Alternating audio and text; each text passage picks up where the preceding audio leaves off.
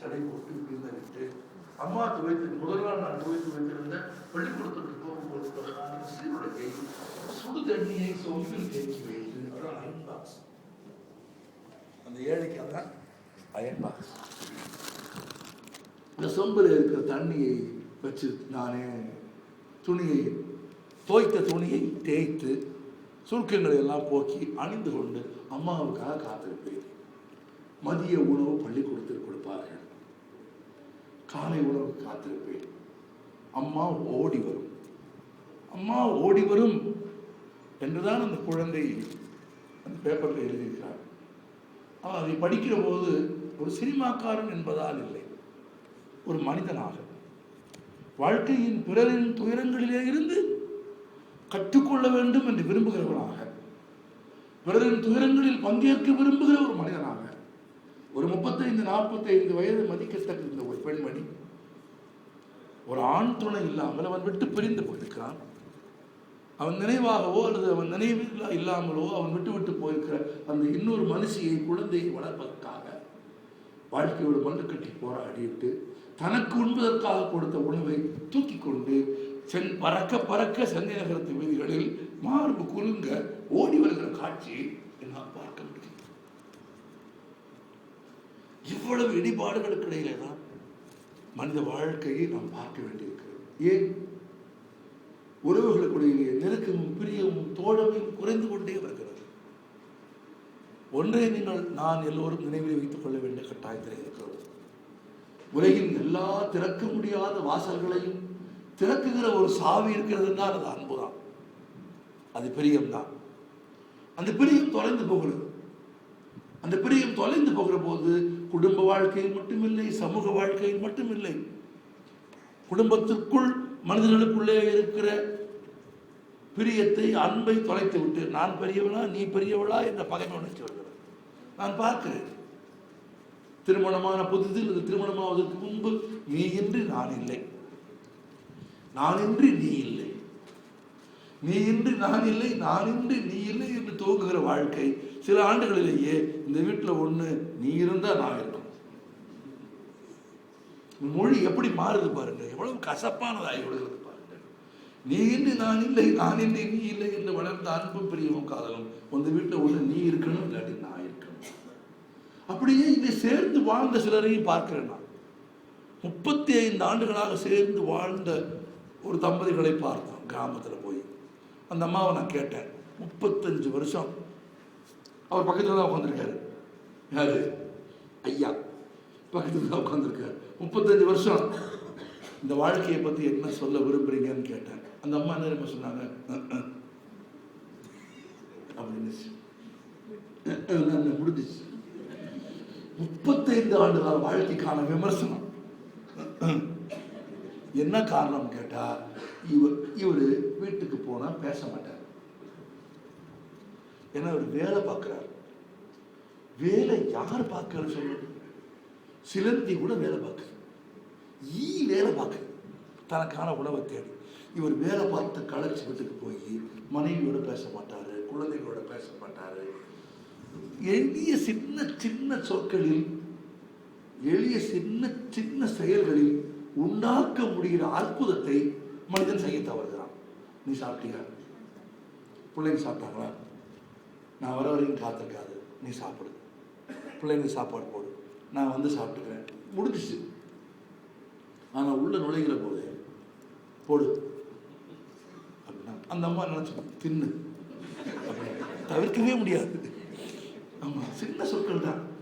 போடு தின்னு, நீங்கள் ஒன்றும் கிடையாது, நம்ம கொஞ்சம் நீங்கள் கேட்காத மாதிரி இருந்துக்குங்க. இந்த அம்மாலாம் கேட்போம். குடும்பத்தில் பசங்க, நம்முடைய குழந்தைகள் வீட்டில் ஒரு 10 வயசு 12 வயசு ஆனதுக்கு பிறகு அம்மா கிட்ட கேட்குறாங்க. என்ன தெரியுமா கேட்குறேன்? எப்போ வெளியே போவாருன்னு கேட்குறாங்க. உங்கள் அம்மாட்ட கேட்குறான், எப்போ வெளியே போவார் அப்படின்னா அந்த அம்மா, இப்போ தாண்டா வந்திருக்காரு, பாவம்டா, ஒரு வாய் சாப்பிட்டுட்டு போட்டுடா. இது துவக்கத்தில் இருக்கும், இது ஆரம்பத்தில் இருக்கும். இப்போ தாண்டா வந்திருக்காரு, ஒரு வாய் சாப்பிட்டுட்டு போகட்டும்னா ஒரு 5 வருஷம் கழிச்சு பாருங்க, இன்னும் 15 வருஷம் போதாரு சார் ஒன்று, இன்னும் போலியா ஒரு புருஷன். அவன் கேட்குறான், பசங்க எத்தனை வீடுகளில் நமக்கு தெரியாது, அவன் கேட்பாங்க இன்னும் போலியா ஒரு புருஷன் அப்படின்னு. தெரியலடா. எப்போ? 5 வருஷத்துக்கு முன்னால. இப்போ தாண்டா வந்திருக்காரா, பாவம்டா, ஒரு வாய் சாப்பிட்டுட்டு போகணும்னு சொன்ன அதே அம்மா எப்போ போவார்னு தெரியலடா அப்படின்னு. இன்னும் 5 வருஷம் கழிச்சு இது எப்போ போகும், இது எப்போ போகும், அது எப்போ போகும்னு யாருக்கு தெரியாது அப்படின்னா நம்ம இடம் அதுவாயிருச்சு, நம்ம இடம் அதுவாயிருச்சு. நான் இது விதிவிலக்குகள் உண்டா? உண்டு. மனைவியோடு உறவாடி, உரையாடி, குழந்தையோடு உறவாடி, பேசி, தாயோடு உறவாடி, பெற்று வளர்த்து ஆளாக்கின தாயை கிராஸ் பண்ணி போகும்போது இதுக்கு ஒரு நேரம் வர மாட்டேங்குதுன்ட்டு போகிறான். இதுக்கு ஒரு நேரம் வர மாட்டேங்குது சாதாரணமாக சொல்லிட்டு போகிறான். நம்ம கேட்கணும், கிழவி என்ன சொல்லுது? நானும் போகணும்னு தான் நினைக்கிறேன், அதான் மனசு வைக்க மாட்டேங்க, உங்கள்கிட்ட இருந்து நான் பட்டு சாகிறதுக்கு நான் போகணும்னு ஆசைப்படுறேன். எளிய சிறிய சொற்கள்லாம் தேவைப்படுது. மனிதர்களோடு அன்பாக வாழவும், பிரியமாக வாழவும், வாழ்க்கையை முழுவதுமாக வெற்றிக்கொள்வதற்கும் பெரும் பணம் தேவைப்படவில்லை. வாழ்க்கையை வெற்றிகரமாக வாழ்வதற்கு, அன்பான முறையில் வாழ்வதற்கு ஆழ்ந்த பரந்த அறிவும் வாசிப்பும் தேவைப்படவே இல்லை. எந்த முதலீடும் தேவையில்லை, பொருளே தேவையில்லை. எளிய 4-5 சொற்கள் தான், பிரியமான சொற்கள் தான். பஸ்ஸில், பேருந்தில், சமூகத்தில், சக மனிதர்களோட, குழந்தைகளோட, எல்லாரோடையும் அதுதான் நமது விலையை தீர்மானிக்கிறது.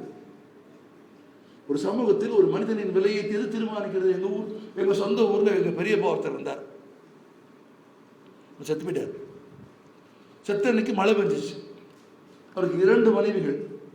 2 பெரியம்மாவும் என்ன சொன்னாங்க? ஐயா செத்து போயிட்டாருன்னு மழை பெய்யுது, ஐயா செத்து போயிட்டாருன்னு மழை பெய்யுது, மானமே அழுகுது அப்படின்னு எங்கள் பெரியம்மா சொல்லிச்சு வீட்டுக்குள்ள.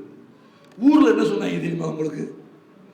நல்ல வேளை மகாராஷ்டிரம் போயிட்டான், இன்னைக்கு மழை பெய்யுதுன்னு. ஏன் அப்படி சொன்னாங்கன்னா, அவர் வாழ்ந்த காலம் முழுசும் ஊருக்குள்ள பள்ளிக்கூடமும் பஸ் வராம பார்த்துக்கிட்டார். எவ்வளவு நல்ல மனுஷன் பார்த்துக்கங்க. ஊருக்குள்ள பஸ் வரக்கூடாது. ஏன் பஸ் வரக்கூடாது? பஸ் வந்துருச்சுன்னு சொன்னா 4 நாள் டிக்கெட் எடுத்து எல்லாரும் சமமா பஸ்ஸில் உட்காந்துருவான். அதனால ஊருக்கு பஸ் வேணாம்ட்டார். பள்ளிக்கூடம் கொண்டு வரணும் போது படிச்சா ஒரு கேள்வி கேட்பான், படிக்க வேண்டாம்ட்டார். அவர் காலம் முழுக்க பள்ளிக்கூடமும் பஸ் வராமல் பார்த்துக்கிட்டு அவர் செத்த அன்னைக்கு மழை பெஞ்சா எங்கள் ஊருக்கு வீட்டுக்குள்ளே இருந்த பெரியம்மா சொன்னது உண்மையா, ஊர்க்காரன் சொன்னது உண்மையானு வச்சு பாருங்க. ஊர்க்காரன் சொன்னதான் உண்மை. நல்ல சிறந்த நம்முடைய மதிப்பை, நம்முடைய விலையை இந்த சமூகத்தில் தீர்மானித்துக் கொள்வதற்கு பெரும் முதலீடு தேவைப்படவில்லை. நான் என்னுடைய சொந்த வாழ்க்கை அனுபவத்திலே இருந்தால் நான் பேசுகிறேன். எனக்கு தெரியும், நான் அறிந்த, நான் படித்த இஸ்லாம், குர்ஆன் எல்லா மனிதர்களையும் சமமாகத்தான் பார்க்கிறது. எனக்கு இஸ்லாத்தின் மீது ஒரு பிரியமும் மதிப்பும் வந்ததற்கான ஒரே சொல், நாம் எல்லோரையும் சமநிலை சமுதாயமாக படைத்திருக்கிறோம். முடிஞ்சு போச்சு, அங்கேயே எல்லாம் முடிஞ்சு போச்சு.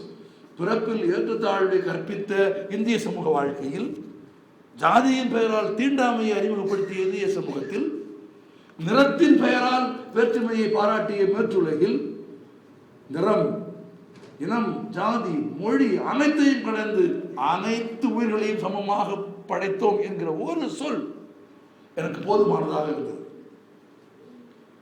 அனைவரையும் சமமாக படைத்திருக்கோம் என்பது இறைவன் வாக்காக இருந்தால், அதுதான் உண்மையாக இருந்தால், எப்படி ஆணுக்கும் பெண்ணுக்கும் இடையில் பேதம் வரும்? ஆனால் வந்தது சமூகத்தில். என் வாழ்க்கையில் நான் பார்த்திருக்கிறேன். என் தாய் இறந்து கிடந்த போது ஒரு அதிகாலையில் என் தாய் இறந்து போனார். இறந்து போன தாய், என் தாய் இறந்து போன போது நான் பார்த்து கொண்டே இருந்தேன். எனக்கு புரிந்தது, இறந்து கிடந்தது அம்மாவே இல்லை,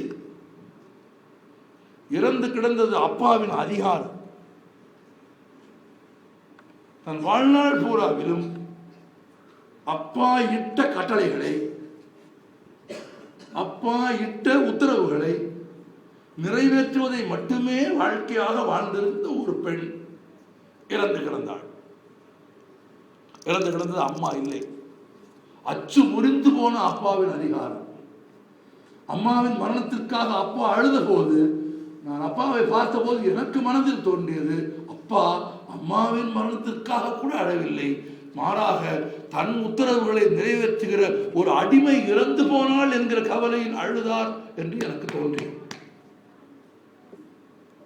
அப்படி வாழ்க்கையை நம்ம யாரும் வாழ்ந்து விடக்கூடாது. அப்படி ஒரு வாழ்க்கையை நம்ம யாரும் வாழ்ந்து விடக்கூடாது. தன் மனதை, தன் பிரியத்தை, தன் காதலை, தன் உடலை நமக்கு தந்து, நம் பசிக்கு உணவு தந்து, உயிர் தந்து உணவு தந்து ஒரு தாய் போலவே உடனிருந்து வாழ்நாள் போராவிலும் அன்பினால், காதலினால் தன் உடல் தந்து, உள்ளம் தந்து, பிரியம் தந்து, பசித்த நேரம் உணவு தந்து வழிகாட்டி இருக்கிற ஒரு அற்புதமான துணையோடும், அந்த துணையோடு நாம் கொண்ட உறவால் அன்பில் பிறந்த குழந்தைகளை, குழந்தைகள் வெறுமனே உடல் சேர்க்கையால் பிறப்பதில்லை. அப்படி பிறப்பதாக இறைவன் கருதவில்லை. அப்படி பிறப்பதாக எந்த சமூகமும் எந்த சமயமும் சொல்லவில்லை. எந்தையும் தாயும் மகிழ்ந்து குலாவி இருந்த போது நான் பாரதி ஏன் அப்படி சொல்ல வேண்டும்? எந்தையும் தாயும் மகிழ்ந்து குலாவி இருந்த போது பிறந்தவர்கள் நாம். நம் குழந்தைகள் நாமும் நம் துணையும் அன்பாய் இருந்ததற்கான ஸ்தூல அடையாளங்கள். நம் குழந்தைகள் வெறுமனே நம் ரத்தமும் நம் குருதியும் சுமந்த வெறும் வாரிசுகள் அல்ல. நாம் சம்பாதித்து வைத்து விட்டு போகிற சொத்துக்களையும் அல்லது ஒருவேளை விட்டு விட்டு போகிற கடனையும் சுமக்க போகிற ஜாமீன்தாரர்கள் அல்ல நம் குழந்தைகள். They are not our guarantors. They are the identification of our love and affection. நாம் ஒரு கணம், ஒரு நிமிடம், ஒரு இரவில் நம் துணையோடு நம்மை மறந்து அன்பாயிருந்தோம் பாருங்கள். ஒருவருக்கொருவர் ஆடையாயிருந்தோம் பாருங்கள். இதற்கு மேல பாயிண்ட் உலகத்தில் எங்கேயுமே கிடையாது. ஆணும் பெண்ணும் ஒருவருக்கொருவர் ஆடையாயிருப்பார்கள். நீங்கள் யாராவது யோசித்தது உண்டா இல்லையா என்று எனக்கு தெரியாது. இறைவன் எவ்வளவு அற்புதமான ஒரு கவிதை மொழியில் சொல்லுகிறான் என்று நீங்கள் யோசித்து பார்க்க வேண்டும். ஒரு ஆணும் பெண்ணும் ஆடைகளற்று யாரும் அறியாத, எப்போதும் பகிர்ந்து கொள்ள கூடாத, அதான் அப்படிதான் சொல்கிறது இறைமறை. யாரோடும் எப்போதும் பகிர்ந்து கொள்ள முடியாத அந்தரங்கமான ஆணும் பெண்ணும் ஆடைகளற்று இருக்கிற தருணத்தை இறைவன் எப்படி குறிப்பிடுகிறான்? நீங்கள் ஒருவருக்கு ஒருவர் ஆடையாக இருப்பீர்கள் என்று குறிப்பிடுகிறான். எங்கே ஆடையே இல்லையோ, எங்கே அந்தரங்கமே நிலை பெற்றிருக்கிறதோ அங்கே நீங்கள் ஒருவருக்கு ஒருவர் ஆடையாக இருப்பீர்கள் என்று சொல்வதன் பொருள் என்ன? எது இல்லையோ, எது இல்லாதிருக்கிறதோ அதுவாய் இருப்பது சிறப்பு. இன்னும் நான் புரிகிற மாதிரி சொல்கிறேனே, பசித்தவனுக்கு உணவு போல, மழைக்கு குடை போல, பசியா இருக்கிறவனுக்கு உணவு எவ்வளவு சிறப்புடையதோ, மழைக்கு குடை எவ்வளவு முக்கியமானதோ, அப்படியே ஆடையற்ற நிலையில் ஆடையாய் இருப்பது, மானமாய் இருப்பது, ஒருவருக்கொருவர் பெரும் துணையாய் இருப்பது. இந்த துணையை, உறவை நீங்கள் குடும்பத்திலே இருந்துதான் துவக்க வேண்டும். அதுதான் எளிய புள்ளி. அங்கிருந்து சமூகத்திற்கு போக வேண்டும். எல்லோரும், இந்த உலகில் எல்லோரும் ஒரே மார்க்கத்தை நம்புகிறவர்களாக மாறுகிற நாள் வருகிற வரையில், இந்த உலகில் எல்லோரும் ஒரே மார்க்கத்தை, ஒரே இறைவனை நம்புகிற நாள் வருகிற வரையில் இந்த உலகிலே இருக்கிற எல்லோரையும் நேசிக்கிற பொறுப்பு நமக்கு இருக்கிறது. அப்படி எல்லோரும் ஒரே மார்க்கமாக இருக்க வேண்டும் என்கிற அவசியமும் கட்டாயமும் இல்லை என்று அறிந்தவர்கள் தான் உலகின் சிறந்த மார்க்கங்களை நமக்கு போதித்திருக்கிறார்கள்.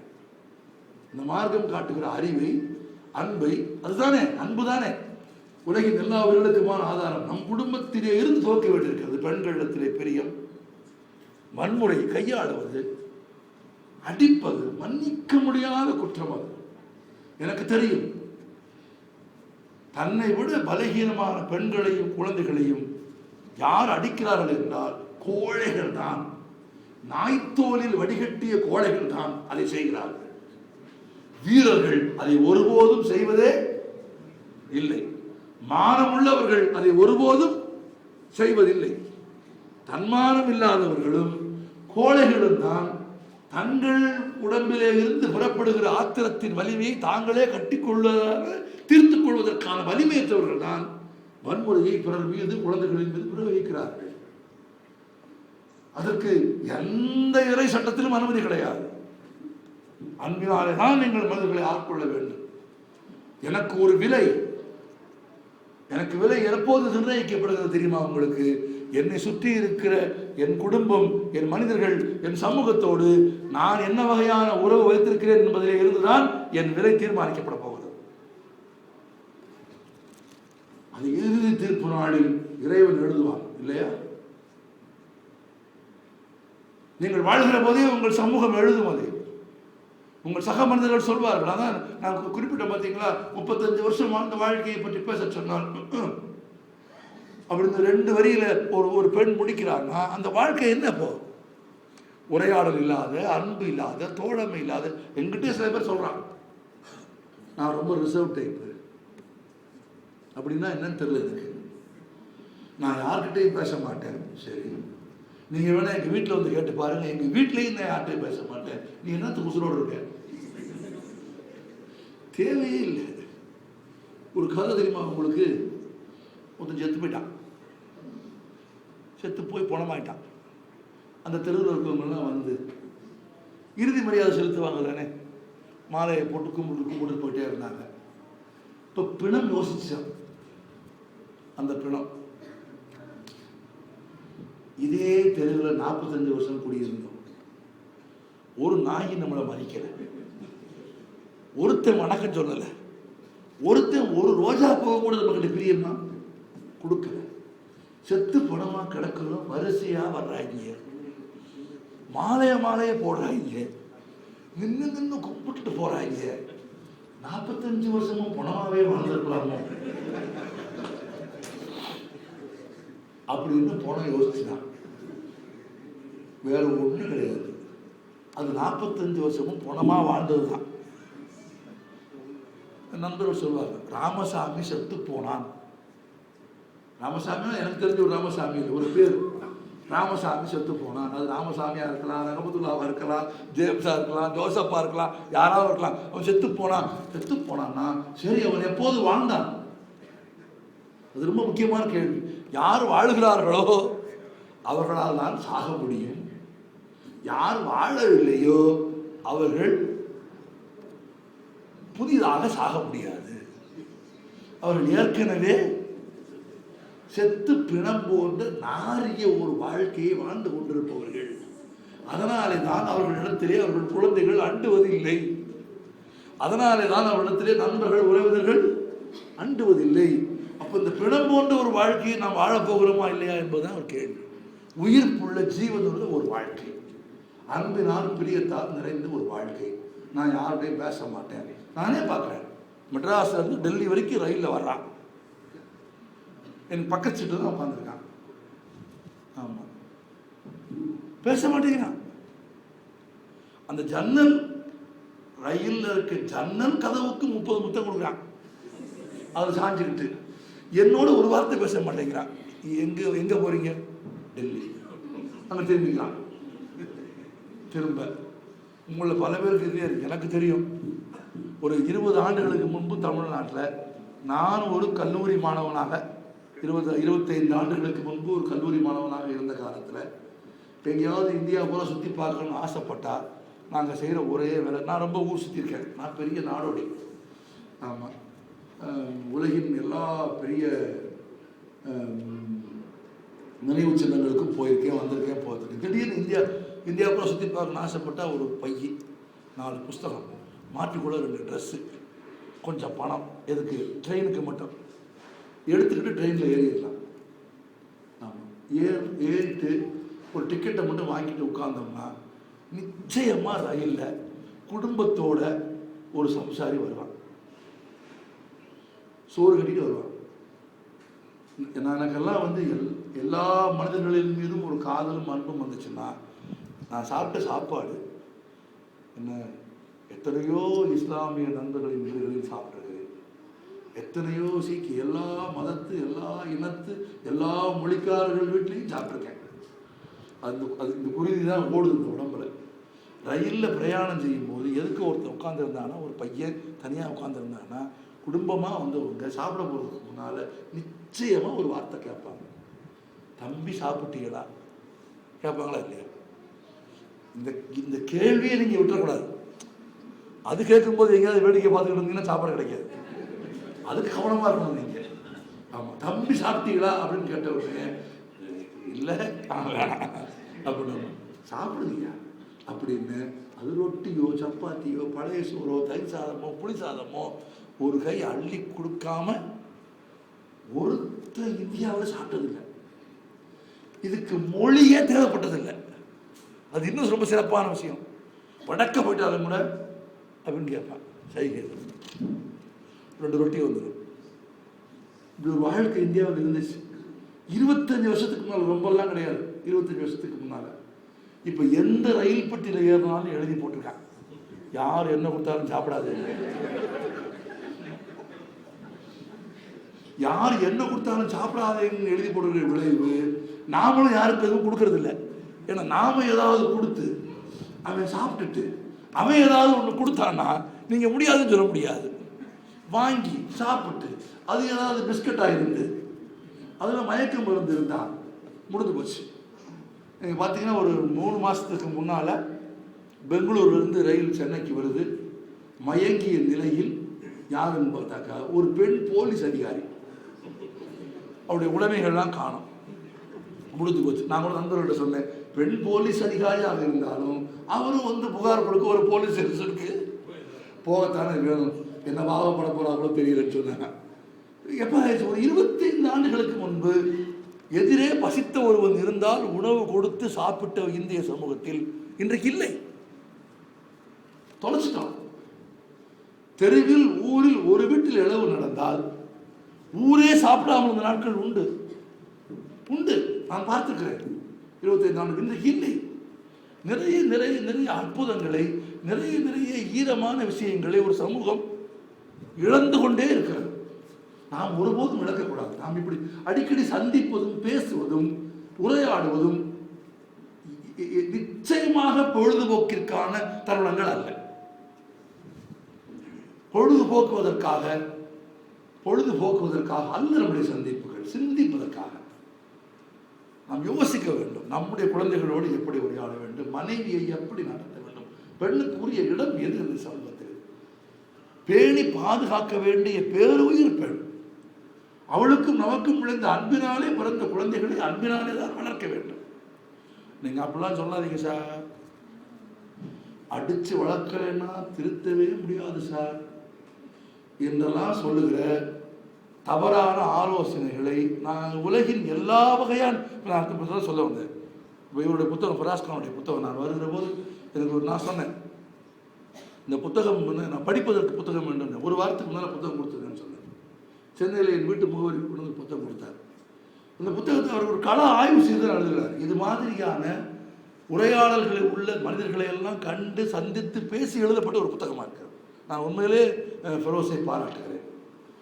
மணக்கும் மனவாழ்வுனா ஒரு இல்லறத்தை, ஒரு குடும்பத்தை இனிமையானதாக ஆக்கிக் கொள்வதற்கான அனைத்து விதமான எளிய வழிகளையும் கள ஆய்வு செய்து கலந்துரையாடி பேசி எல்லாவற்றுக்கும் மேலாக அதை மார்க்கத்தின் எல்லைக்குள்ளே நின்று எழுதிய சிறந்த புத்தகமாக இந்த புத்தகத்தை நான் பார்க்கிறேன். அதுவும் வேண்டுங்க. அப்படி உருவாக்குகிற ஒரு குடும்பத்தில் இருந்துதான் ஒரு தேசம் பிறக்கிறது. அதிலே இருந்தால் சிறந்த குடிமகன்கள் பிறக்கிறார்கள், சிறந்த குழந்தைகள் பிறக்கிறார்கள். அன்பினால் உலகத்தை ஆள வேண்டியதான், ஆயுதங்களாலே தான் இந்த உலகத்தை ஆள வேண்டும் என்று மேற்குலகம் விரும்புகிறது. இன்றைக்கும் விரும்புகிறது, எப்போதும் விரும்புகிறது. அந்த ஆயுதங்களால் ஆள வேண்டும் என்று விரும்புவதன் விளைவைத்தான் உலகின் எல்லா இடங்களிலும் நாம் பார்த்து கொண்டே இருக்கிறோம். ஆம், ஈராக்கில் அவர்கள் தொடர்ந்து வீசிய குண்டு வீச்சுகளின் விளைவாக பிறந்து, அதுவும் எப்படி பிறந்து, வயிறு திறந்து எடுக்கப்பட்ட ஒரு குழந்தை அது. ஈராக்கில் வயிறு திறந்து குழந்தைகளை எடுப்பதற்கு ஆங்கிலத்தில் பயன்படுத்துகிற வார்த்தை சிசரின், இல்லையா? உங்கள் எல்லாருக்கும் தெரியும். அந்த வேர்ச்சொல் எங்கிருந்து வந்தது? சிசரின் என்ற சிசருக்கும் சிசர்ஸுக்கும் சிசரினுக்கும் சம்பந்தம் கிடையாது. இந்த உலகத்திலேயே இயற்கை பாதை வழியாக, இயற்கையான உயிர் பாதை வழியாக பிறக்காமல் வயிறு திறந்து பிறந்த முதல் குழந்தை ரோமானிய சக்கரவர்த்தி ஜூலியஸ் சீசர். வயிறு திறந்து எடுக்கப்பட்ட முதல் குழந்தை சீசர் என்பதாலே தான் வயிறு திறந்து எடுக்கப்பட்ட எல்லா குழந்தைகளையும் சிசரேன் என்கிறார்கள். இந்த சீசர் என்கிற கிரேக்க சொல்லில் இருந்து பிறப்பதுதான் சிசரேன். அப்படி வயிறு திறந்து எடுக்கப்பட்ட ஒரு குழந்தை அது. ஏன் வயிறு திறந்து குழந்தை எடுக்கிறார்கள்? இயற்கையான பிரசவம் வாய்க்கவில்லை அந்த பெண்ணுக்கு. வயிறு திறந்து அந்த குழந்தையை எடுக்கிற போது அந்த பெண்ணுக்கு மயக்க மருந்து கொடுக்க வேண்டும், அனஸ்தீசியா, வலியை தாங்கிக் கொள்வதற்காக.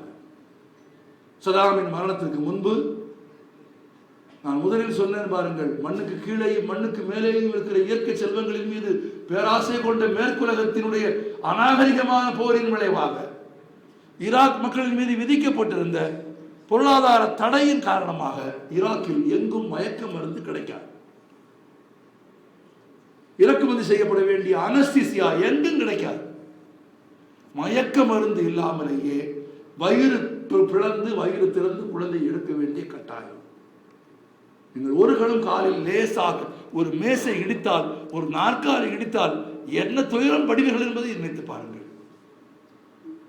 ஒரு கால் இடித்த கணம் கண் கலங்கி விடுகிறது, நம்மால் வலி பொறுக்க முடிவதில்லை. ஆனால் தன் வயிற்றில் உருவான உயிரான தன் குழந்தையை பெறுவதற்காக மயக்க மருந்து இல்லாத நிலையில் அந்த தாயை கிடத்தி 4-5 பெண்கள் அவளது தொடை, கால்கள், கை எல்லாவற்றையும் இறுக்கி பிடித்துக் கொள்ள மயக்க மருந்து இல்லாமலேயே கத்தியால் வயிறு பிளந்து ஒரு குழந்தை எடுக்கிறார்கள். தாங்க முடியாத வலியையும் துயரத்தையும் தாங்கிய பின்னும், அவ்வளவு வலிக்கு வேதனைக்கு பின்னும், அவ்வளவு துயரத்திற்கு பின்னும் அந்த குழந்தையை பார்த்து சந்தோஷத்தில், அதன் முகம் பார்த்த மகிழ்ச்சியில் அத்தனை வலியையும் மறந்து கண்ணீர் சொறி அந்த குழந்தையை அணைத்து முத்தமிட்டு நிலவரைக்குள்ளேயே குண்டுவீச்சுக்கு பயந்து 3 ஆண்டுகள் அந்த தாய் வளர்க்கிறாள். 3 ஆண்டுகள் நண்பர்களே, 3 ஆண்டுகள் மயக்க மருந்து இல்லாமல் வயிறு பிளந்து இதை சொல்லுகிற போது என் குருதி கொப்பளிப்பதை என் உடல் உணர்கிறது. இதை சொல்லுகிற போது உலகின் எங்கோ ஒரு மூலையில் ஒரு தாய்க்கு, அவளது கருணைக்கு, அவளது பாசத்திற்கு, ஏன் என் தாயின் மடிபிடித்து ஒருவன் இழுத்த கோபம் எனக்கு வருகிறது.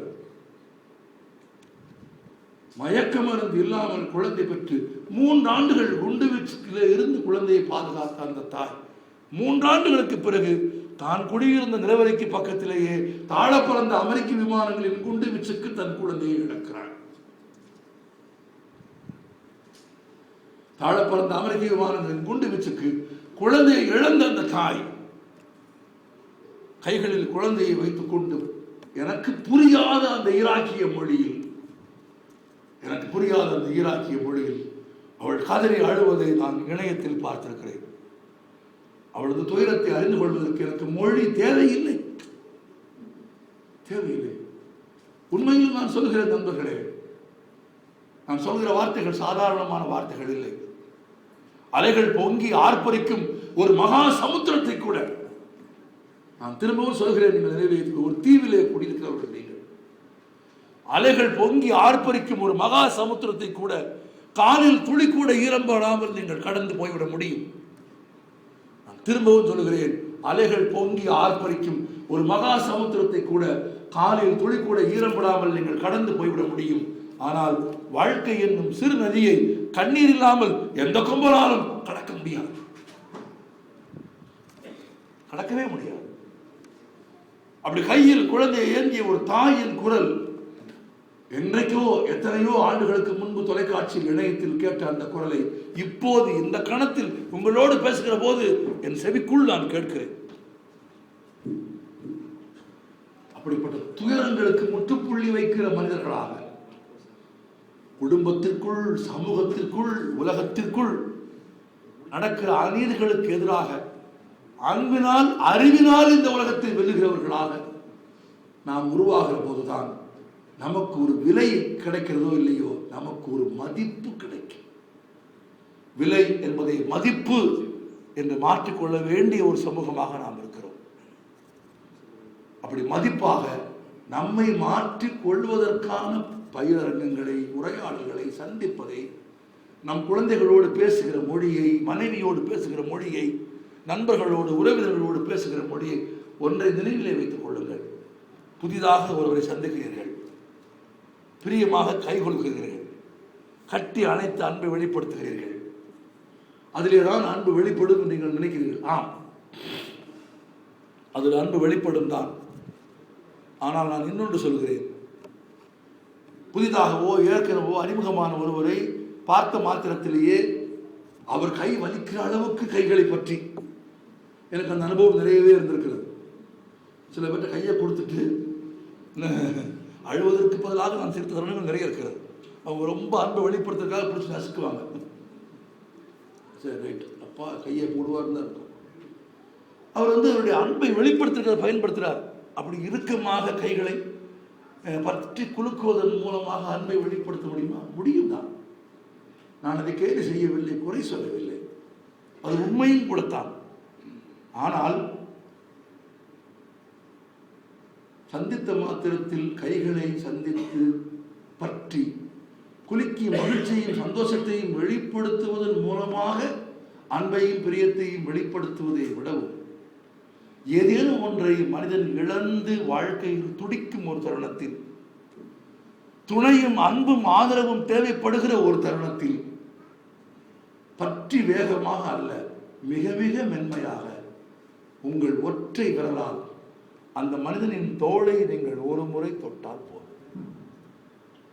அந்த ஒற்றை விரலால் நீங்கள் தொடுகிற போது அந்த விரலின் வழியே பாய்கிற அன்பை, அந்த விரலின் வழியே பாய்கிற ஆறுதலை, அந்த விரலின் வழியே பாய்கிற பிரியத்தை 5 விரல்களையும் வேகமாக பற்றி கொடுக்குகிற போது நீங்கள் உண்டாக்கிட முடியாது. அதுதான் துணையாக எல்லா தருணங்களிலும் சக மனிதர்களுக்கு துணையாக, உறவாக, நட்பாக, ஒவ்வொரு சிற்றுயிர்க்கும் உற்ற துணையாக, அது குடும்பத்திலே இருந்து துவக்கி சமூகம் உலகம் வரையிலும் வியாபிக்கிற அன்பின் எல்லைக்குள் நாம் முதலில் பிரவேசிக்க வேண்டும். அதை ஒரு பயிற்சியாக செய்ய வேண்டும். அதை ஒரு பயிற்சியாக, தப்பே கிடையாது, வெட்கப்படாமல் அதை ஒரு பயிற்சியாக காலையில் எழுந்து அமர்ந்து குழந்தைகளிடம் எப்படி பேசுவது என்று சிந்திக்க வேண்டும்.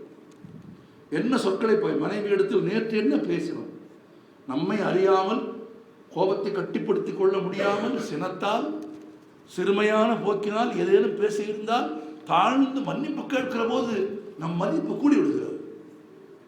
அவர்கள் அதை விரும்புவதில்லை, மாறாக நாம் அதை நிகழ்த்துகிற போது அவர்கள் நெகிழ்ந்து போகிறார்கள். அவர்களது அன்பை இன்னும் முழுமையாக்கிக் கொள்கிறோம். ஒவ்வொரு உயிரிடத்திலும், எல்லா உயிரிடத்திலும் அன்பு செலுத்துவார்தான் நமக்கு இறைவன் கட்டளையிட்டிருக்கிறார். அதுதான் இறைவனின் ஆணை, அதுதான் இயற்கையின் ஆணை. அதை நிறைவேற்றுவதன் மூலம் மட்டும்தான் மனிதன் இந்த உலகத்தில் தனக்கான விலையை, விலை மதிப்பற்ற ஒரு மனிதனாக ஆகிற இடத்தை நோக்கி போக முடியும். திரும்பவும் சொல்லி முடிக்கிறேன். வலிமையாக கரங்களை பற்றி குலுக்குவதால் வெளிப்படுத்துகிற அன்பை விடவும், இழந்த துயரமான தருணங்களில் உனக்கு ஆறுதலாக, துணையாக நான் இருக்கிறேன் என்கிற ஒற்றை விரலின் தொடுதலின் மூலமாக மிகுந்த அன்பையும் பிரியத்தையும் ஒரு வெளிப்பாட்டிக் கொள்ள முடியும். அப்படி குடும்பத்திற்குள் ஆண் பெண் உறவில் அப்படி தொடுதல்களின் மூலமாக, சிறிய அன்பின் மூலமாக ஒரு முறிவற்ற சிறந்த வாழ்க்கையை வாழ்வதற்கு ரோஸ்கானன் புத்தகம் வழிகாட்டுகிறது. நான் படித்த வரையில் இந்திய சமூகமும் மலைய சமூகம் குறித்து எனக்கு அவ்வளவாக தெரியாது.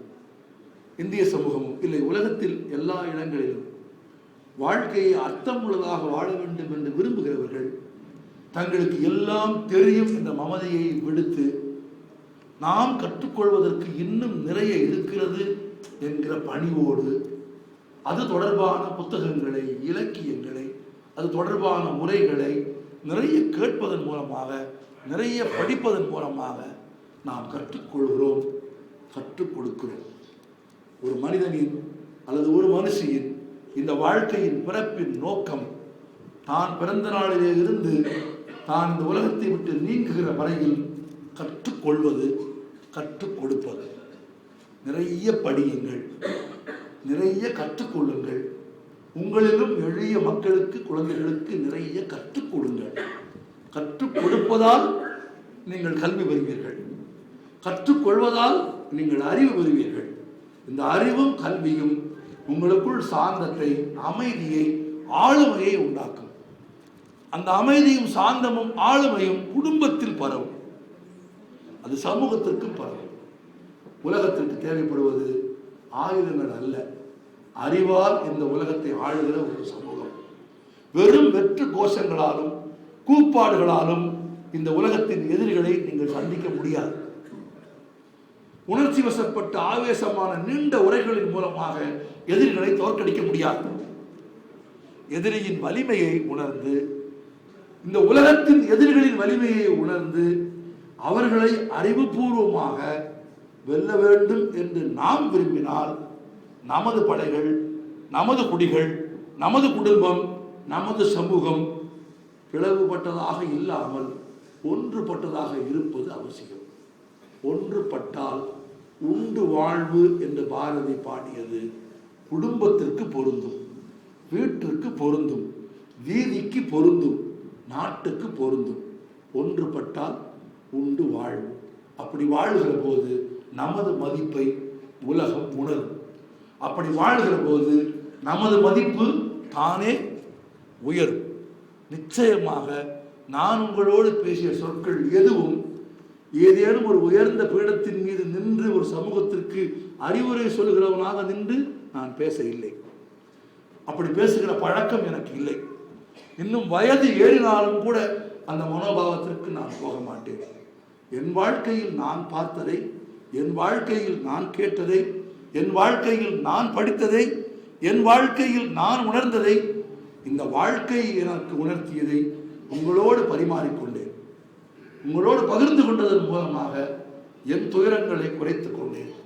உங்களோடு பேசியதன் மூலமாக, உங்களை எல்லாம் சந்தித்ததன் மூலமாக, இந்த வாய்ப்பை தந்ததன் மூலமாக நானும் கொஞ்சம் கற்றேன், இன்னும் கொஞ்சம் அறிந்து கொண்டேன்.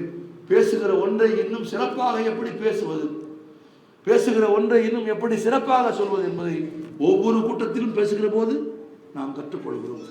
உங்களோடு உரையாடியதன் மூலமாக உங்களுக்கு நான் கற்றுக் கொடுத்தேன் என்கிற மமதை எனக்கு இல்லை. மாறாக இந்த வாய்ப்பை நீங்கள் தந்ததன் மூலமாக இந்த அரங்கில் இருந்தும் உங்களிடமிருந்தும் நான் கற்றுக்கொண்டேன் என்ற நிறைவோடு விடைபெறுகிறேன். நன்றி, வணக்கம்.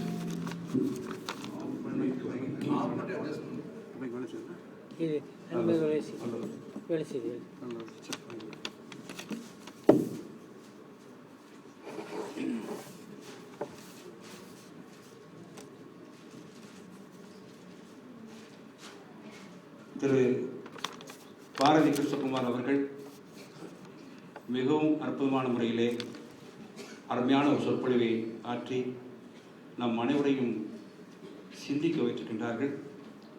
மனிதா உன் விலை என்ன, மனிதனே உன் விலை என்ன என்பதற்கு அவர் அருமையான, அதாவது ஒரு மனிதன் எப்படி நாம் மற்றவர்களை பரிவுடன் அணுக வேண்டும், பரிவுடன் பார்க்க வேண்டும் என்ற ஒரு அருமையான ஒரு வாழ்வியலை நமக்கு சித்தரித்து சென்றிருக்கிறார்கள்.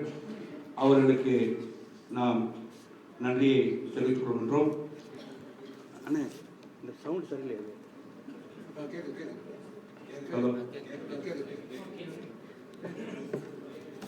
அடுத்து இப்பொழுது உங்களுக்கு நம்முடைய அன்புக்கினிய சகோதரர் கணக்காய்வாளர் ஆடிட்டர் பெரோஸ்கான் அவர்கள் எழுதிய 2 நூல்களை இப்பொழுது அறிமுகப்படுத்த இருக்கின்றோம். அதற்கிடையில் அந்த அறிமுகத்தை வழங்க இருப்பவர் இந்த நாட்டினுடைய மிகச்சிறந்த கவிஞர் இளையவர் கவி சீனி நேனா முகமது அவர்கள். அவர்கள் எழுதிய 10 முத்தான பாடல்களை நான் என்னுடைய ஆல்பத்தில் வெளியிட்டு அது மிகவும் நல்ல வரவேற்பை பெற்ற ஒரு அற்புதமான வரிகளை தாங்கிய ஒரு ஆல்பமாக திகழ்கிறது. இப்பொழுது கூட நம்முடைய சிறப்பு பேச்சாளர் அவருடைய அந்த கட்டுரைகள் அந்த சிறுவர்களை படித்த பொழுது 97 பேரிலே 3 பேரை தவிர அனைவருமே அன்னையை பற்றி தான் எழுதினார்கள் என்று கேள்விப்பட்டிருக்கின்றோம். இப்பொழுது நம்முடைய கவிஞர் அவர்கள் எழுதிய ஒரு அன்னையை பற்றிய ஒரு பாடல் என்னுடைய சகோதரர்கள் அனைவருக்கும் மிகவும் பிடித்த பாடல். அந்த பாடலை என்னுடைய சிறப்பு விருந்தினர் இருப்பவர்களுக்கு முன்னால் பாடுவதிலே முயற்சி அடைகிறேன்.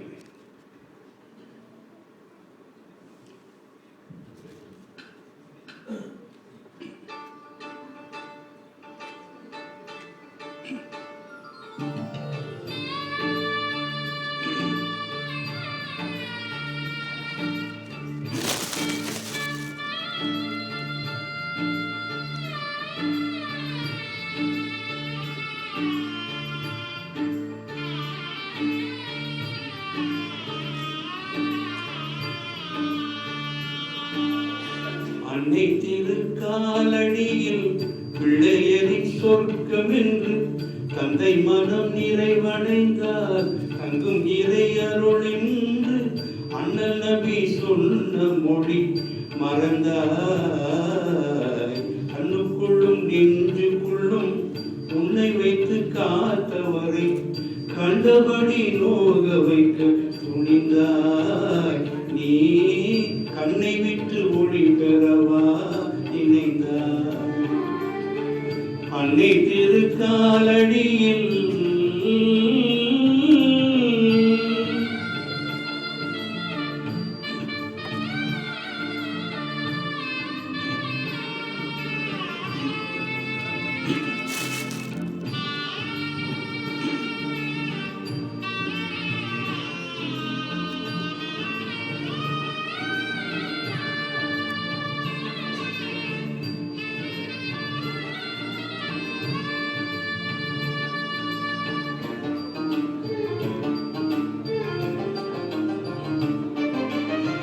கை சுமக்கும் பாரம் அதை காணும் இடம் தோறும் உண்மை வலிக்கும் நேரம் கொஞ்சம் வைத்தெடுக்கலாகும். கை சுமக்கும் பாரம் அதை காணும் இடம் தோறும் உண்மை வலிக்கும் நேரம் கொஞ்சம் வைத்தெடுக்கலாகும். 2 மாதம் உன்னை அந்தி பகல் யாவும் கருப்பை சுமந்த தாயின் கடன் பாரு என்று தீரும். இன்றெடுக்க செத்து பிழைத்தாள் பசி தோன்றும் முனை பால் கொடுத்தாள். தூங்க வைத்து கண் விழித்தாள் சுமை தாங்கி என பெயர் எடுத்தாள். அந்த அன்னை திருக்காலடியில்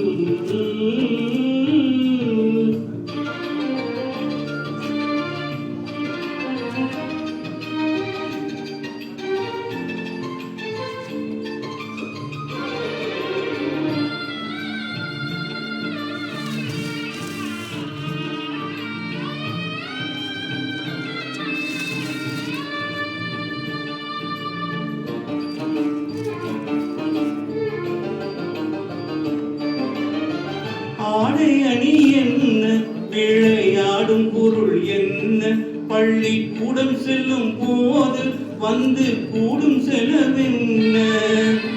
ஆடை அணி என்ன விளையாடும் பொருள் என்ன பள்ளிக்கூடம் செல்லும் போது வந்து கூடும் செலவென்ன. பாடுபட்டு தேடி எல்லாம் பாசமுடன் ஈந்து உடல் வாடிவிட்ட தந்தை மனம் வாடலாமோ இன்று.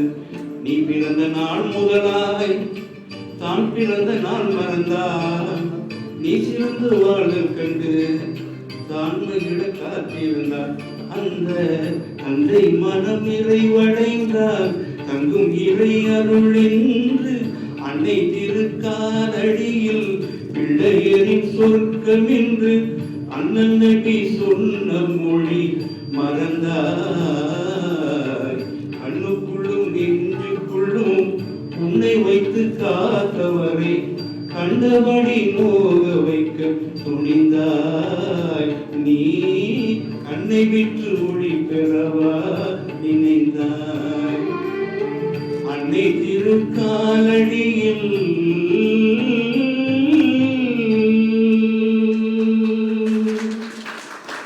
கவிஞர் அவர்களுக்கு வேற அறிமுகம் தேவையில்லை. அருமை கவிஞர் இளைஞர் கவி சீனி அவர்களை இந்த நூல் அறிமுகப்படுவதற்காக அழைக்கிறேன்.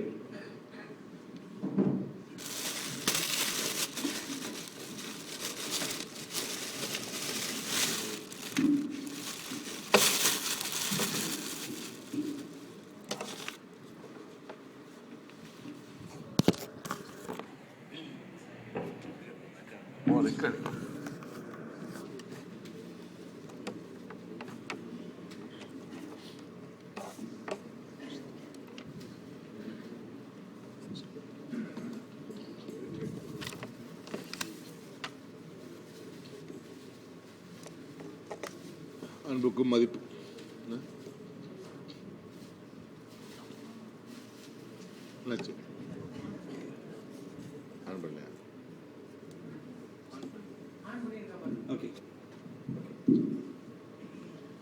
அன்புக்கும் மதிப்புக்கும் உரிய அரங்கத் தலைவர் டத்தோ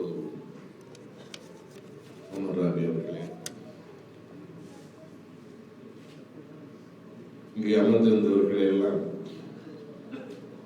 ஒரு மணி நேரம் முழுமையாக ஆட்கொண்டு மருத்துவர் ஊசி போட்டது போல மிக சத்தான கருத்துக்களை அவர்கள் நெஞ்சத்துக்குள்ளே நேரடியாக செலுத்தி அமர்ந்திருக்கிற அருமை சகோதரர் பாரதி கிருஷ்ணகுமார் அவர்களே, அன்புக்குரிய ஈமா பேரவை சார்ந்த சேவை சார்ந்த சகோதரர்களே, இங்கே கூடியிருக்கிற அன்புக்கும் மதிப்புக்கும் உரிய பெரியவர்களே, தாய்மார்களே, சகோதர சகோதரிகளே, பாரதி கிருஷ்ணகுமாருடைய ஒரு பேச்சுக்கு பிறகு இன்னொரு பேச்சு தேவையா தேவையில்லை என்றுதான் எனக்கு தோன்றுது. உங்களுக்கு அப்படித்தான் தோன்றும். இந்த நூல் அறிமுகத்தை கூட அவர் மிக சிறப்பாகவே செய்துவிட்டார் என்று தான் தோன்றும். இருந்தாலும் அப்படி ஒரு செய்தியை சொல்லிவிட்டார் என்பதற்காக சில செய்திகளை மட்டும் நான் சொல்லி உங்கள் பொருளையை சோதிக்காமல் மிகச் சுருக்கமாக விரிவாக முடித்து விடுவேன். எல்லாருக்கும் பசிக்கிறது என்பது எனக்கும் புரியும். ஏன்னா எனக்கும் வயிறு இருக்கிறது அல்லவா. இந்த நேர சுருக்கத்திற்கு இடையில் கூட சகோதரர் பாலகிருஷ்ணாவை பற்றி ஒரு சின்ன கருத்தாவது சொல்லாமல் என்னால் இருக்க முடியவில்லை. ஏன்னா நான் இந்த பக்கம் திருப்பிய தலை அந்த பக்கம் திருப்பவே இல்லை. அப்படி என்னை என் தலைக்குள் இருக்கிற மூளை வசப்படுத்திய பேச்சாளரை நான் இதுவரை சந்தித்ததில்லை என்றுதான் சொல்றேன். சுவையான பேச்சாளர்களை பார்த்திருக்கிறேன், நகைச்சுவையான பேச்சாளர்களை பார்த்திருக்கிறேன், திறமையான பேச்சாளர்களை, சொல்லாளர்களை, சொல்ல அடுக்குகளை எல்லாம் கேட்டுக்கிறோம்.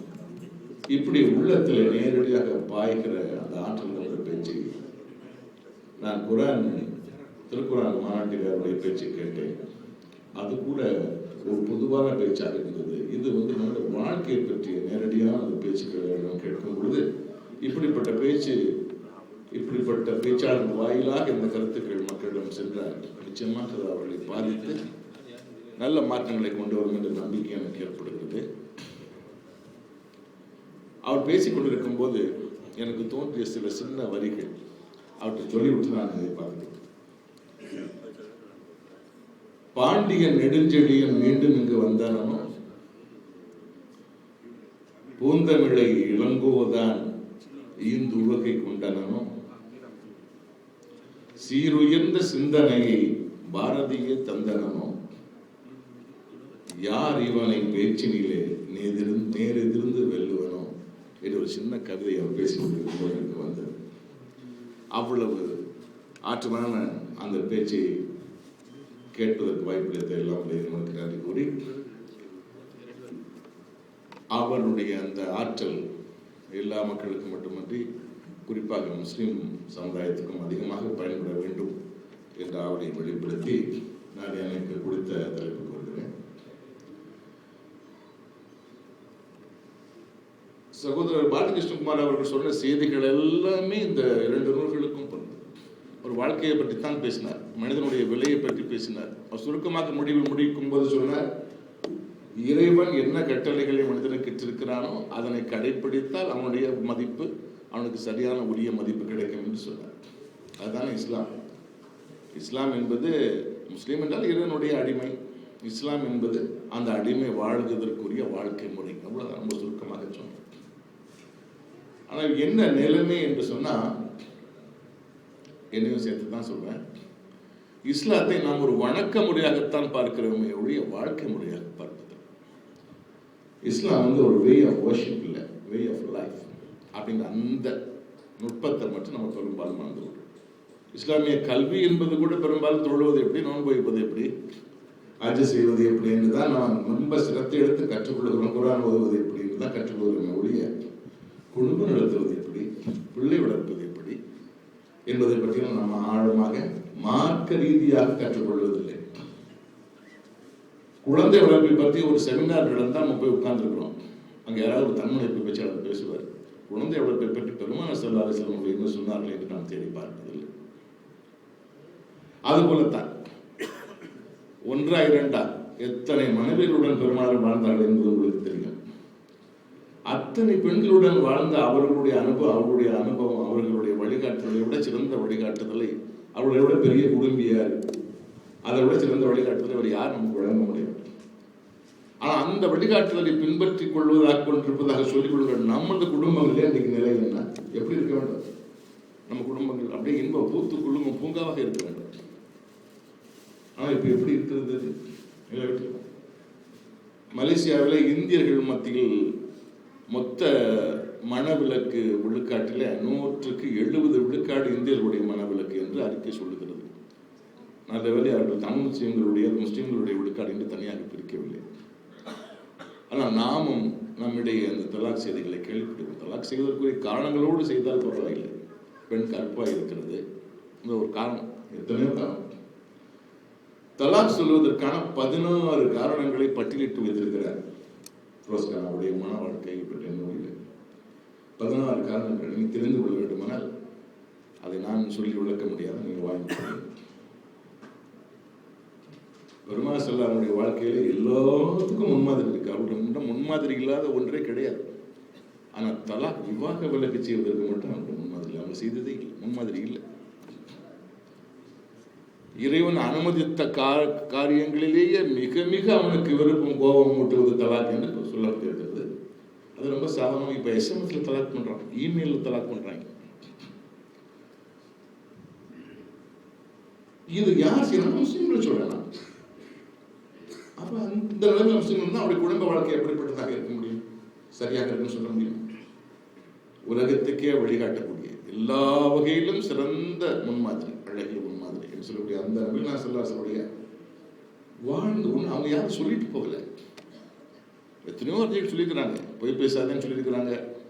ஆனால் அந்த வாழ்க்கையில கடைப்பிடிச்ச அல்லமீன் என்று பட்டம் பெற்றவர் பெருமானார் ஸல்லல்லாஹு அலைஹி வஸல்லம். அப்படி ஒவ்வொன்றையும் சொல்லிவிட்டு போன அறிஞர்கள் நபிகள் நாயகம் ஸல்லல்லாஹு அலைஹி வஸல்லம் முன்னால் நிறைய இருக்கிறாங்க. எழுதி வைத்து விட்டு போன அறிஞர் நிறைய இருக்கிறாங்க.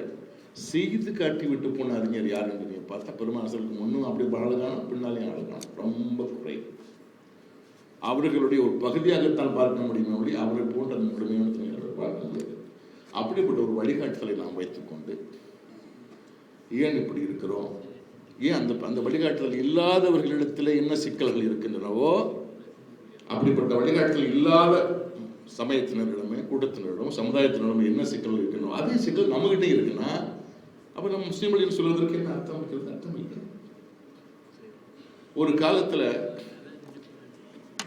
இங்க இருக்க தோட்டப்புறங்கள்ல தமிழ் முஸ்லீம்கள் கடை வைத்திருப்பார்கள், மளிகை கடை வைத்திருப்பார்கள். தோட்டங்கள்ல சின்ன நகரங்கள் கடை வைத்திருப்பார்கள். மளிகை கடை தான் பெரும்பாலும் அவங்க வச்சிருந்தாங்க. பெரும்பாலும் அங்கு உள்ள மக்கள், இந்த சாதாரண எளிய மக்கள், அவர்கள் முஸ்லீம்கள் அல்ல, இந்துக்களாக இருக்கலாம், கிறிஸ்தவர்களாக இருக்கலாம், சில தாய்மொழி கூட தெலுங்காக இருக்கலாம், கன்னடமாக கூட இருக்கலாம், மலையாளமாக இருக்கலாம். அந்த மக்கள் எல்லாம் அவர்களுடைய சேமிப்பு பணத்தை ஒரு சின்ன துணியில முடிந்து கொண்டு வந்து இந்த மாமாக்களிடம் தான் கொடுத்து வைத்தார்கள்.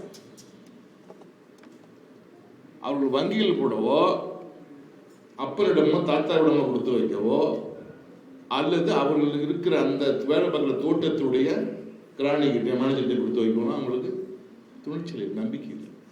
அந்த கடைக்காரரை நம்பினாங்க. ஏன் நம்பினாங்க? முஸ்லீம் என்ற ஒரே ஒரு காரணத்துக்காக தான் நம்புறாங்க. ஆனால் இன்னைக்கு முஸ்லீமை பார்த்தா பயப்படுறோம், கொள்ளை அடிச்சுட்டு அந்த கடைக்கு போன்றாங்க. எப்படி இருந்த நிலையை எப்படி நாம் மாற்றி வைத்திருக்கிறோம் என்றால் நம்ம வந்துட்டோம். காரணம் அடிப்படை சுத்தமாக காரணம் சுருக்கமாக சொன்னதுதான். நம்ம இஸ்லாத்தை வாழ்க்கை முறை என்ற அந்தஸ்திலிருந்து வணக்க முறை என்ற அந்தஸ்தில் கொண்டு வந்தோம். கிராமத்தில் ஒரு பழமொழி சொல்லுவாங்க, தொழுகிறேன் அல்லாவுக்காக வக்கீல திருடுறேன் மாட்டுக்காக. கிராமத்தில் தொழுகிறது அல்லாவுக்காக வக்கீல திருடுறது அது மாட்டுக்காக. அதுவும் செய்யலாம் இதுவும் செய்யலாம். இஸ்லாத்தை வாழ்க்கை முறையாக கொண்டு நாம் வாழுகின்ற வரை அதனுடைய முழுமையான பயனை, இஸ்லாத்துடைய பயனை நாம் அனுபவிக்க முடியாது. அந்த பணியை தான் வாழ்க்கை உணர்த்துகிறது. நீ பார்க்க தொழுகை விளக்கம் மத ஆனகி மத ஷாஃபி மத நூல்கள் இருக்கு. ஹஜ்ஜுக்கு போவது எப்படி இவ்வளவு நூல்கள் இருக்கு, நிறைய நூல்கள் இருக்கு. ஆனால் இந்த மாதிரி தாவாவின் பன்முகங்கள் மணக்கும் மனவாழ்வு என்ற தலைப்படியில் என்ன எழுதப்பட்டிருக்கிறதோ இந்த செய்திகளை நீங்கள் வேற எந்த நூலிலும் இப்படி தொகுப்பாக காண முடியாது. எல்லாம் திருமறையிலே நபிகளுடைய ஹதீஸ்களிலே உள்ள செய்திகள் தான். நாம் எல்லாரும் திருக்குரானை ஓதி அந்த மொழிபெயர்ப்பை படித்து அதில் குடும்பத்தை பற்றி சொன்ன செய்திகள்லாம் தனியாக இதெல்லாம் ஆய்வு செய்தி எடுத்து தொகுத்து கொண்டு இருக்க முடியாது. அந்த ஆற்றலும் நமக்கு கிடையாது, அந்த ஆர்வம் நமக்கு கிடையாது. அப்ப மன வாழ்க்கை என்று சொன்னால் அதில் மன வாழ்க்கையை பற்றி பெருமாள் ஸல்லல்லாஹு அலைஹி வஸல்லம் சொன்னார். குர்ஆன் என்ன சொல்லுகிறது? குழந்தை இதெல்லாம் எடுத்து தொகுத்து அதில் வைத்ததெல்லாம் இன்னும் சுருக்கமாக தொகுத்து நமது சமுதாயத்திற்கு ஏற்பதை மாற்றி அமைத்து வைத்திருக்கிற அந்த மொழிகள். அந்த தௌபாவின் பண்புகளுடைய நூலில் என்ன நான் படித்து முடித்த போது உணர்ந்தேன் என்றால், எனக்கே அது ஒரு ஒரு புதிய ஒரு கண்ணோட்டத்தை தந்தது என்று தான் நான் சொன்னேன். தவா செய்யறதுன்னா அழைப்பு பணி செய்யறதுன்னா யார் செய்யறது? அது ஆலிம் சாக்கள் வேலை, நமக்கு என்ன? இதுதான் நம்முடைய எண்ணப்போக்கு இல்லை. அந்த புத்தகத்தை படிச்சீங்கன்னா உங்களுக்கு தெரியும், ஒவ்வொரு முஸ்லீமுக்கும் ஒரு தவா செய்யற கடமை இருக்கு. செய்யணும் மட்டும் இல்லை, செஞ்சாகணும். செய்யலாம் மட்டும் இல்லை, ஆளுங்களுக்கு தான் செய்யணுமா? எல்லாரும் செய்யலாம்.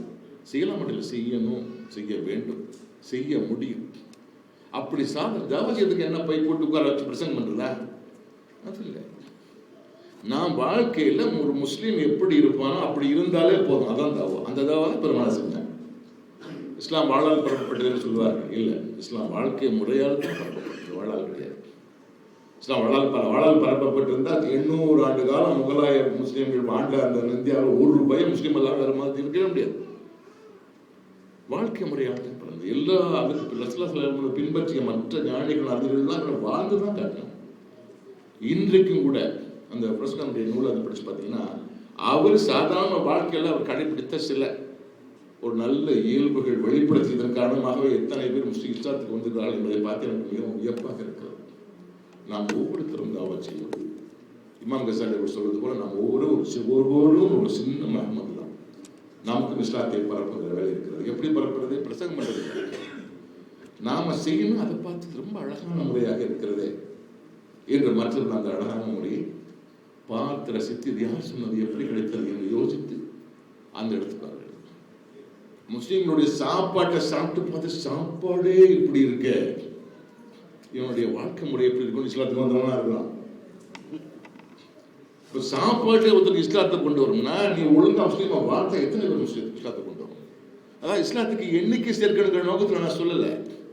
மனிதர்களுக்கு வாழ்க்கையை நம்ம கற்றுக் கொடுக்கணும், நம்ம கடமை இல்லையா?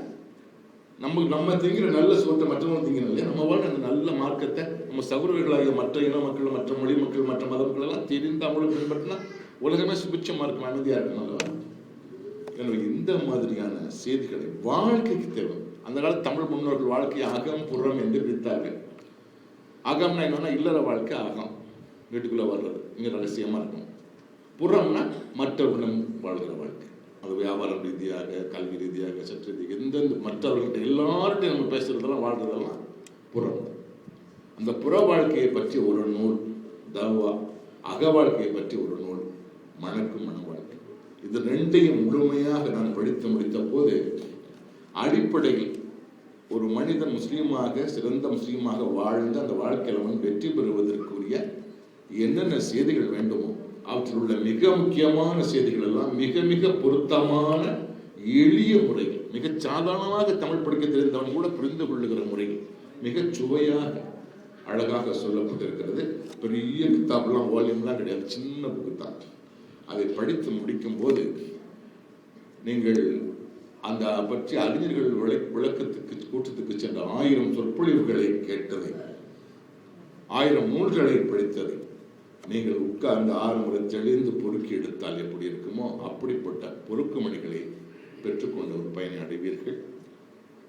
அந்த புக்கை நீங்க வாங்கிட்டு போகணும் விற்கணுங்கிற நோக்கத்தில் நான் இதை சொல்லலை. என் வாழ்க்கையில் நான் உண்மையிலே நூல் விமர்சனம் செஞ்சதே கிடையாது, இதுவரை செஞ்சிருக்கேன். எவ்வளவு நெருக்கமான ஆள் கூட்டா கூட நூல் அந்த வேலை வச்சுக்காதுன்றேன். என் நூலை பற்றி நல்லதுதான் சொல்லணும்னு அவங்க ஆசைப்படுவாங்க, அவருக்கு கெட்டது சொல்ல விட மாட்டாங்க. அவரை செய்கிறது ஒப்புக்கொள்வது கிடையாது.